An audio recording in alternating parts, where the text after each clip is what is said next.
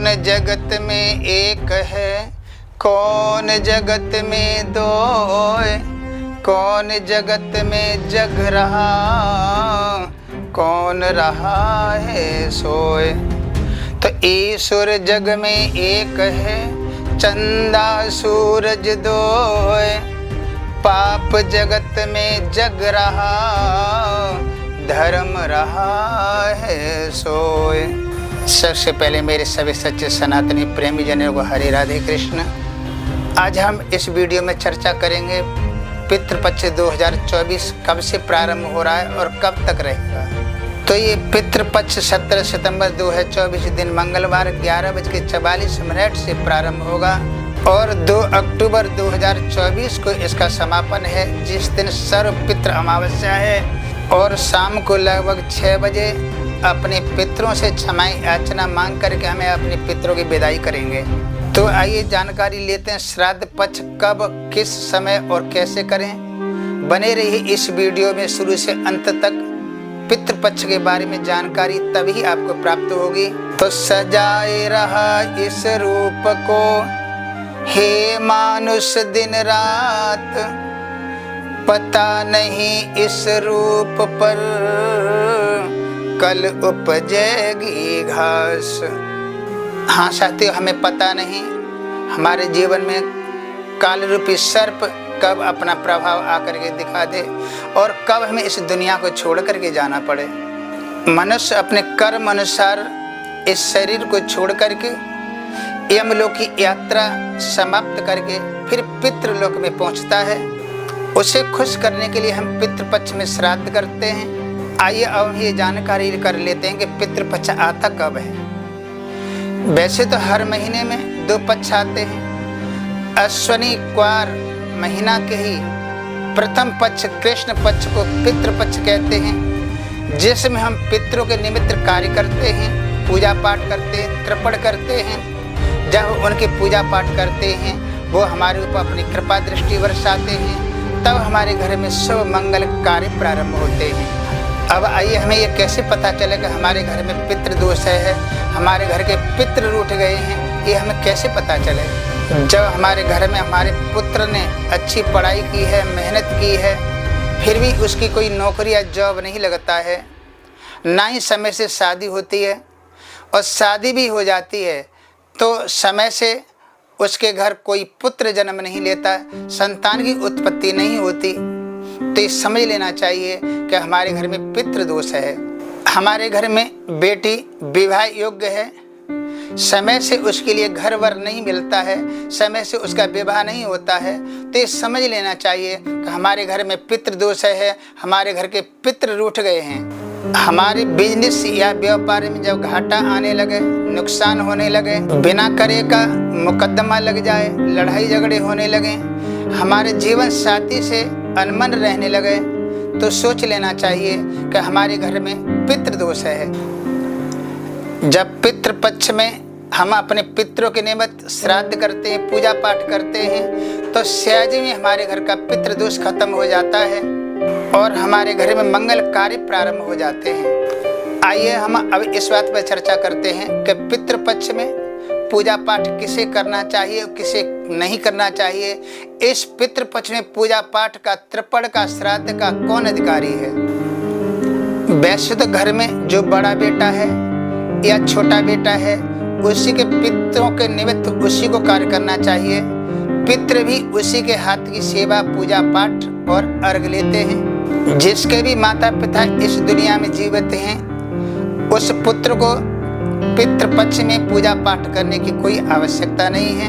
पिंडदान करने का कौन अधिकारी है, जिसके माता पिता नहीं है। अगर माँ नहीं है तो भी पुत्र पिंडदान कर सकता है, पूजा पाठ कर सकता है, और अगर पिता नहीं है तो भी पिंडदान, पूजा, श्राद्ध कर सकता है। अगर दोनों ही जिंदा हैं तो पुत्र पिंडदान, पूजा पाठ पितृपक्ष में कुछ भी नहीं कर सकता।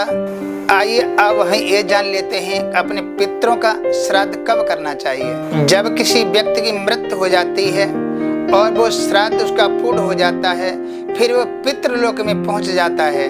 लेकिन पितृपक्ष के समय वो पितृलोक छोड़ करके मृत्युलोक में आता है। पितृपक्ष का पहला दिन होता है, उस दिन हमें अपने पितरों का पूर्ण स्वागत करना चाहिए, हाथ जोड़ करके प्रणाम करना चाहिए। आइए अब हम ये भी जानकारी कर लेते हैं कि हम अपने माता पिताओं की जिन्होंने शरीर छोड़ दिया है उनका श्राद्ध कब करना चाहिए। महीने की कृष्ण पक्ष या शुक्ल पक्ष कोई भी तिथि होती है, वो पितृपक्ष में तिथि अवश्य आती है। जिस तिथि को हमारे परिवारजन ने अथवा माता पिता ने शरीर छोड़ा है, उसी पितृपक्ष में जो तिथि आती है, उसी तिथि को हमें अपने पितरों का श्राद्ध करना चाहिए। वैसे हमें अपने पितरों की कोई तिथि याद नहीं है, तो अंत में सर्व पितृ अमावस्या आती है, उसमें श्राद्ध का अंतिम दिवस होता है।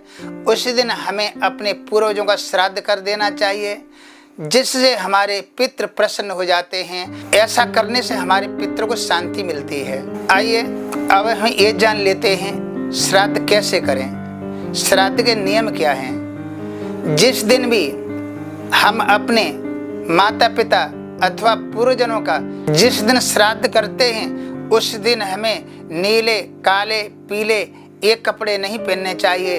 उस दिन हमें श्वेत वस्त्र धारण करने चाहिए, सफेद वस्त्र धारण करने चाहिए। जिस दिन भी पितरों के निमित्त कार्य करें, ब्राह्मणों को भोजन कराएं, पूजा पाठ कराएं, तर्पण कराएं, तो मध्यकालीन यानी दोपहर के बाद ही कराएं। सुबह और रात्रि में न कराएं। सुबह और रात्रि में कराने से हमारे पितृ रूठ जाते हैं और हमारा श्राद्ध स्वीकार नहीं करते। इसीलिए हमें अपने पितरों का श्राद्ध मध्य दिवस यानी दोपहर के समय करना चाहिए। इससे हमारे पितृ प्रसन्न हो जाते हैं और हमें शुभ आशीर्वाद देते हैं। आइए हम अब इस बात पर चर्चा करते हैं कि श्राद्ध पक्ष में कौन कौन सी तिथि और नक्षत्र का महत्व बताया गया है। आइए एक बात आपको और बताऊं, इस पक्ष का नाम है श्रद्धा है श्राद्ध पक्ष। आपको अपने पितरों पर कितनी श्रद्धा है, कितना विश्वास है, कितना भाव है।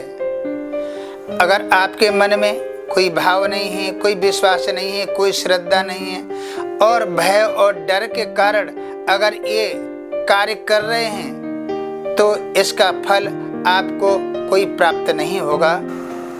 अंदर से आपको कोई भाव नहीं है तो बिना भाव के दुनिया में कुछ भी नहीं मिलता। जैसे आपको बाजार में सेब खरीदने हैं, केला खरीदने हैं, तो सबसे पहले आप भाव पूछते हैं, भैया ये सेब किस भाव दिए हैं, भैया जी ये केला किस भाव दिए हैं, भैया जी ये मिठाई किस भाव दी है। सबसे पहले आप भाव पूछते हैं। बिना भाव मिलता नहीं दुनिया में सामान, बिना भाव कैसे मिले हमारे पितृ महान। अगर ये नहीं है तो आपको कोई फल की प्राप्ति नहीं होगी। इसलिए आप अपने पितरों पर श्रद्धा, भाव और विश्वास बनाए रहिए, तभी आपको शुभ मंगल फल की प्राप्ति होगी। अब नक्षत्र की विशेषता जान लेते हैं। पितृपक्ष में कौन से नक्षत्र में श्राद्ध, तर्पण, ब्राह्मण भोजन कराने का अधिक फल प्राप्त होता है। नक्षत्रों में एक मघा नक्षत्र आता है। मघा नक्षत्र में हमें पूजा पाठ, तर्पण कराने से अधिक फल की प्राप्ति होती है। अब की बार पितृपक्ष में ये मघा नक्षत्र 29 सितंबर 2024 द्वादशी तिथि दिन रविवार का पड़ रहा है। 29 सितंबर 2024 मघा नक्षत्र में हमें तर्पण करने से हमारे पितृ बहुत जल्दी प्रसन्न हो जाएंगे और हमारे घर का पितृ दोष समाप्त हो जाएगा और हमारा घर खुशियों से झिलमिला उठेगा। अब एक और नई चर्चा कर लेते हैं। हमें अपनी माँ, चाची, दादी इनके लिए श्राद्ध कब करना चाहिए। श्राद्ध में एक तिथि निश्चित होती है माताओं के लिए, जिस दिन माता का श्राद्ध करना चाहिए। वो तिथि होती है मातृनवमी। मातृनवमी के दिन हम अपनी माता का, दादी का या चाची का श्राद्ध करना चाहिए। जिस दिन श्राद्ध करने से उस दिन माताओं के लिए श्राद्ध, पिंडदान, ब्राह्मण भोजन इत्यादि पूजा पाठ कराना बहुत शुभ लाभदायक होता है। उस दिन भी पूजा पाठ कराने से हमारे घर का पितृदोष समाप्त हो जाता है। अब ये मातृनवमी का समय जान लेते हैं। ये मातृनवमी आखिर है कब की? श्राद्ध मातृनवमी अब की बार 26 सितंबर 2024 दिन गुरुवार की पड़ रही है। माताओं के लिए ये नवमी 26 सितंबर दोपहर के बाद श्राद्ध, तर्पण, पूजा पाठ इत्यादि करने से बहुत ही शुभदायक फल की प्राप्ति होगी, जिससे हमारे घर का पितृदोष समाप्त हो जाएगा। अब हम चर्चा करते हैं कि हमारे घर में अकाल मृत्यु हो जाए, जैसे एक्सीडेंट से, फांसी लगा करके, किसी लड़ाई झगड़े में या बॉर्डर पर अकाल मृत्यु हो जाए, तो फिर हमें इसके लिए क्या करना चाहिए? गरुड़ पुराण में ऐसी जीव आत्माओं के लिए, ऐसे पितरों के लिए एक श्राद्ध बताया है। इसका नाम है गज छाया श्राद्ध। एक गज छाया श्राद्ध है क्या? जब चंद्रमा और सूर्य दोनों हस्त नक्षत्र में प्रवेश करते हैं, जिसे अकाल मृत्यु के लिए बहुत ही महत्वपूर्ण बताया है। इस गज छाया श्राद्ध हस्त नक्षत्र में तर्पण करने से, श्राद्ध करने से हमारे परिवारीजन में जो अकाल मृत्यु हो जाती है, उनको आत्मा को शांति मिलती है और मोक्ष की प्राप्ति होती है। अब आइए हम ये पता कर लेते हैं गज छाया योग श्राद्ध है कब। ये गज छाया योग श्राद्ध 2 अक्टूबर 2024 सर्वपितृ अमावस्या जिस दिन है उस दिन पड़ रहा है। उस दिन हमें दोपहर के बाद श्राद्ध करना चाहिए। इस श्राद्ध में तर्पण करने से हमारे घर में जो अकाल मृत्यु होती है वो जल्दी प्रसन्न हो जाते हैं और पितृलोक छोड़ करके भगवान के धाम को प्राप्त करते हैं, और जिससे हमारे घर का पितृदोष समाप्त हो जाता है और शुभ मंगल फल की प्राप्ति होती है। एक और नई जानकारी, वैसे तो हमें पितृपक्ष में श्राद्ध, तर्पण इत्यादि ब्राह्मणों से कराना चाहिए। अगर किसी कारण धन के अभाव से हम ब्राह्मणों से नहीं करवा पाते हैं तो हम स्वयं खुद ही कर लेना चाहिए, क्योंकि विद्वानों ने और गुरुजनों ने बताया है आपत्ति काले मर्यादाएं नाशते, आपत्ति काल में मर्यादाओं का नाश हो जाता है। जिस दिन भी हमें अपने पितरों के लिए श्राद्ध करना है, उस दिन सुबह सुबह शौच क्रिया से निवृत्त होकर के स्नान इत्यादि करना चाहिए और जाकर के छत पर अपने पितरों के लिए अर्घ देना चाहिए।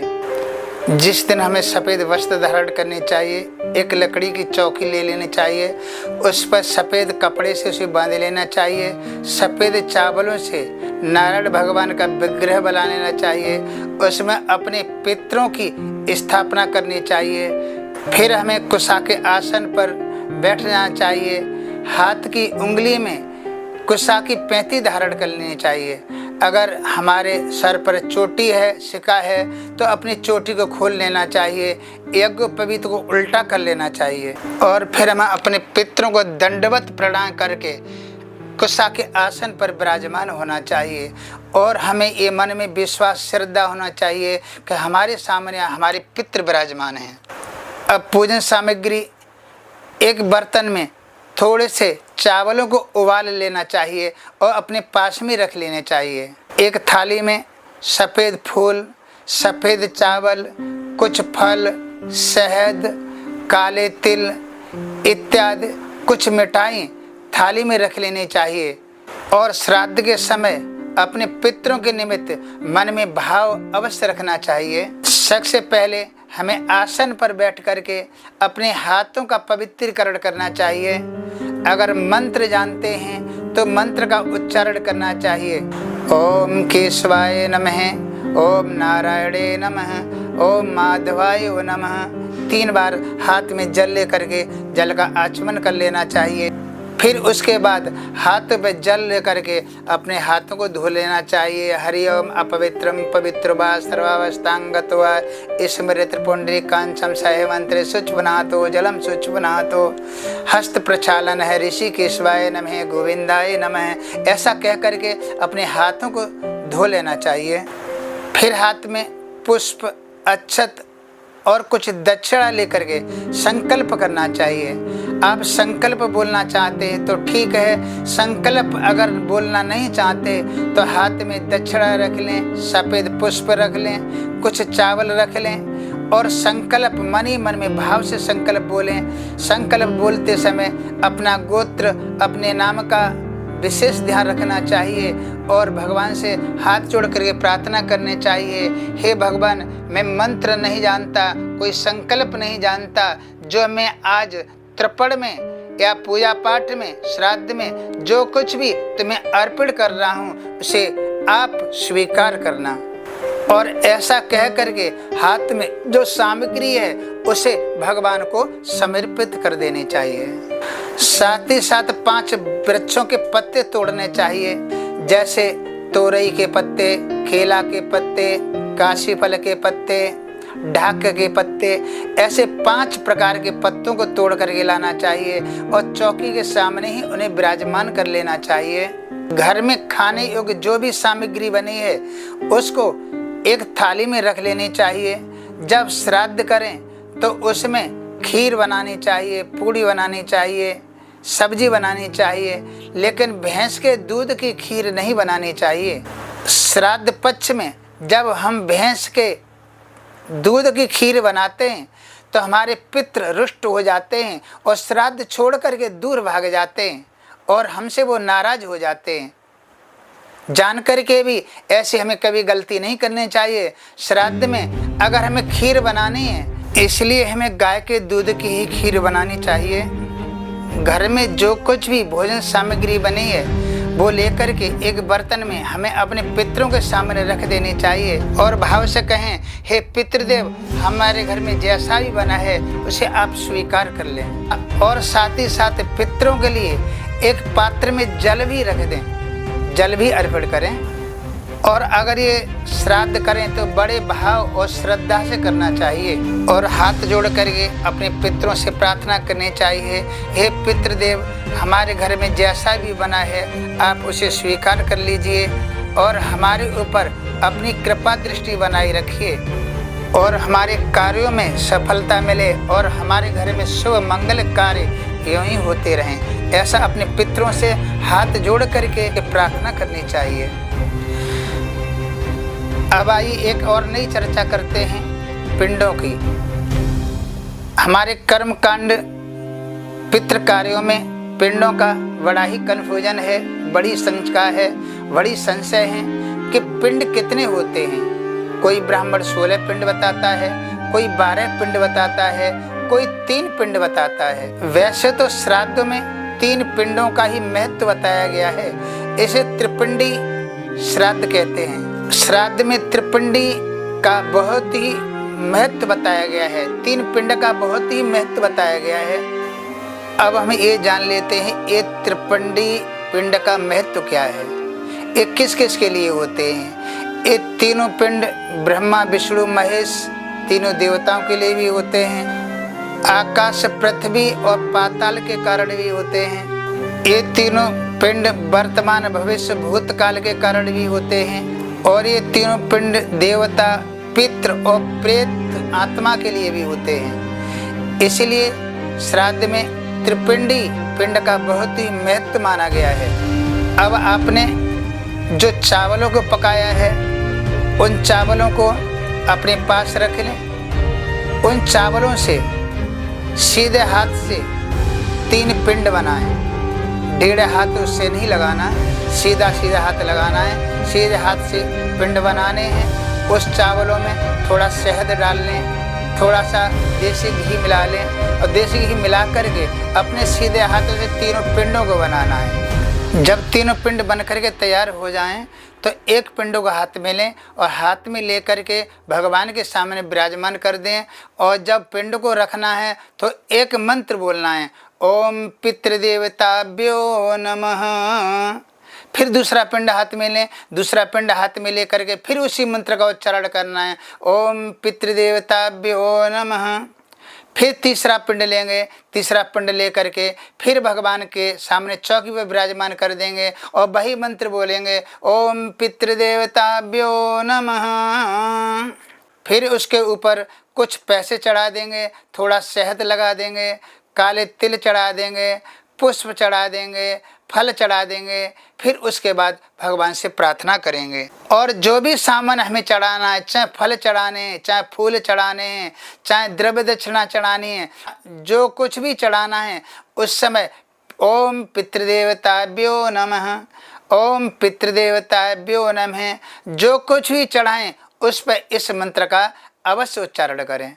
उसके बाद हमारे घर में जो कुछ भी बना है, भोजन इत्यादि, वो सामने चौकी पर विराजमान कर देना चाहिए। उसके बाद हमें ब्राह्मणों के निमित्त दान देना चाहिए, जैसे वस्त्र, बर्तन, द्रव्य दक्षिणाएं, अन्न, जो कुछ भी हमें ब्राह्मणों को देना है वो चौकी पर अपने देवताओं के सामने विराजमान कर देना चाहिए और कहना चाहिए ये हम ब्राह्मणों को दान कर रहे हैं। आइए एक और नई जानकारी, हम पंचबली की चर्चा करते हैं। जब तक श्राद्ध में पंचबली नहीं होती तब तक श्राद्ध का पूर्ण फल प्राप्त नहीं होता। अब आप विचार कर रहे होंगे कि पंचबली आखिर है तो है क्या।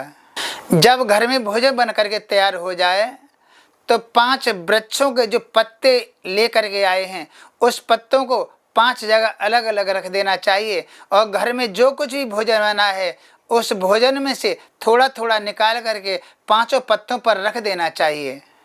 पहला भाग गाय के लिए, दूसरा भाग कुत्ता के लिए, तीसरा भाग चींटियों के लिए, चौथा भाग कौवा के लिए और 5वां भाग देवताओं के लिए। ये 5 भागों को अपने अपने हाथों से उनके स्थान पर जाकर रख देना चाहिए या उनके खिला देना चाहिए। उसके बाद हमें ब्राह्मणों को भोजन कराना चाहिए, मान पक्ष के लोगों को भोजन कराना चाहिए, अपने बहन बहनों को भोजन कराना चाहिए, भांजे को भोजन कराना चाहिए, बुआ या फूफा को भोजन कराना चाहिए। उसके बाद हमें उनके हाथ धुलाना चाहिए। हाथ धुलाने के बाद सामर्थ्य अनुसार हमें दक्षिणा देनी चाहिए। फिर उनको दंडवत प्रणाम करना चाहिए, फिर उनको विदा करना चाहिए। फिर स्वयं परिवारिक जनों के साथ बैठ कर के हमें भोजन करना चाहिए। ऐसा श्राद्ध करने से आपके पितृ अवश्य प्रसन्न हो जाते हैं और घर का पितृदोष भी समाप्त हो जाता है और हमारा घर खुशियों से जगमगा उठता है। आशा है ये जानकारी आपको अवश्य पसंद आई होगी श्राद्ध पक्ष की। अगर ये वीडियो आपको पसंद आई है तो इस वीडियो को अवश्य लाइक करें, सब्सक्राइब करें और कमेंट में लिखना न भूलें। इसी पितृपक्ष चर्चा के साथ सभी सनातनी धर्म से जुड़े रहें। सभी सनातनियों को हरे राधे कृष्ण।